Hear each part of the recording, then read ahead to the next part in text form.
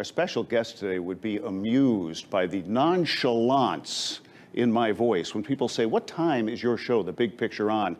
And I say, "I'm on Friday nights at 7, right after Larry King." Welcome.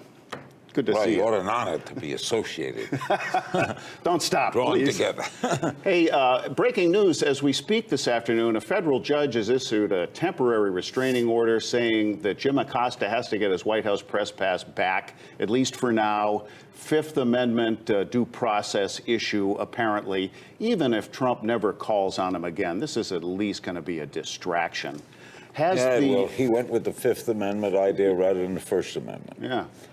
When will he rule finally? This is an interim TRO, we're told, but has the daily process, the Trump, translated by Sarah Huckabee Sanders' daily White House briefing, has it lost all its factual uselessness now? Is it a sideshow? It's part of the whole Trump picture. It is. It's a sideshow. It's reality TV. Had nothing to do with governing. It's a show. The whole thing is a show. And when Jim Acosta did that, he became part of the show. See, Trump loved that. Little action. Let's talk about this. Then I'll ban him. And then he'll be reinstated. Maybe I'll ban him again. And all of that goes away tomorrow. And then we drift over here. Right. Do a little dance. Try that side. This don't work. Go there. This guy fails. Go to this guy. Oh, I had a bad day. I'm going to fire somebody. All of it is drama. All of it has nothing to do with governing. Squirrel, you know, no president, and you've known a bunch of them, you've interviewed a bunch of them. 7. No president in our lifetime has had the gift for stealing attention like this president. Why do the media take the bait? They do. I'm not a fan of that, taking the bait. I wouldn't have taken the bait, I don't think, unless CNN would have made me take the bait. I don't. On Aura, I don't politicking. I don't do it at RT. We do politics, but I don't take the bait. Trump became a cash. CNN started covering every speech he made. Right. You know, he had 45 guys running, and they carried every speech that Trump made. It was great copy. Yeah. So when he blasts CNN, he ought to thank them.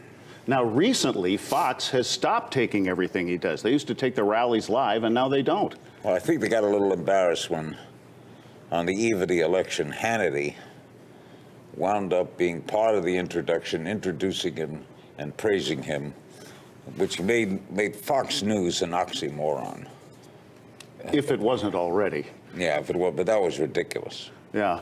The amount of time we've been doing this, and you're the only person on RT America older than I am, and when I started doing what we do, there was something called Newsweek. They had to get a magazine together by Friday that would still seem relevant on Monday. There was something called the Evening News, and Uncle Walter would say, "That's the way it is." But now by evening, you know what the news is. You got it all day on your phone. How, if any, has what you do changed as the media has evolved? I've tried to do the same thing I've always done. I started in 1957, so we were on phone lines, and then along came satellites and now the internet. Where the hell is the internet? Where is it? Where is it? I'm looking for it. I can't find it. And I'm seen all around the world, and it's but everything. With that phone, everybody's a journalist. You tweet out, you're a journalist. Right. It winds up not meaning anything. I don't know where it's going, Harlan. I'm very concerned. I'm 85 years old. I'll be 85 on Monday. And I've been broadcasting 61 years, and I have no idea where tomorrow is. My kids, I have grown children, but I have 19, 18 teenagers. Never seen them read a newspaper. Right.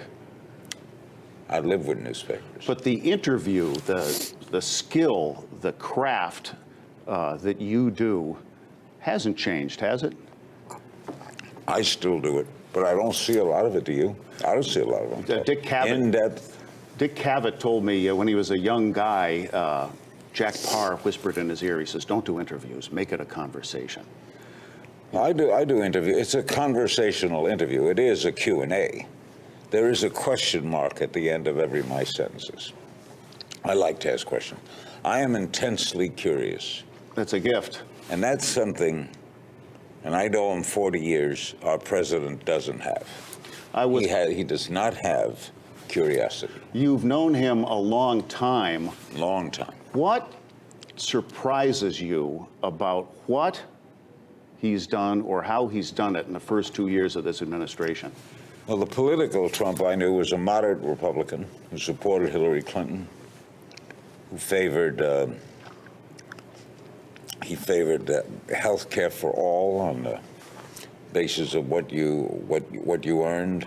Pro-choice. Oh, very pro-choice. Registered Democrat, New York limousine liberal, right? Very pro-choice, very New York. But he found a niche, and he found a base. Sadly, a lot of that base, there's a racism tinge to it. There's picking on the other guy, blame him. It's smart. A lot of dictators have done it. I think Trump would enjoy it if they made him king. I think he would too. But there's only one king of talk, Larry King. You got it, Harlem. Thank you for being with us. And free speech lives forever. This is Larry King, whose show is on just before mine, Fridays at 6:30 on RT America. And after each show, we come here and do a dance. Question more. And thank you for watching The Big Picture. If you see us somewhere else, you can also find RT America on DirecTV channel 321 and Dish 280, or on demand at youtube.com/thebigpictureRT. Watch any show, anytime, anywhere, on any device. I'm Holland Cook in Washington and at Holland Cook on Twitter. If you follow me, I'll follow you. Till next week, question more.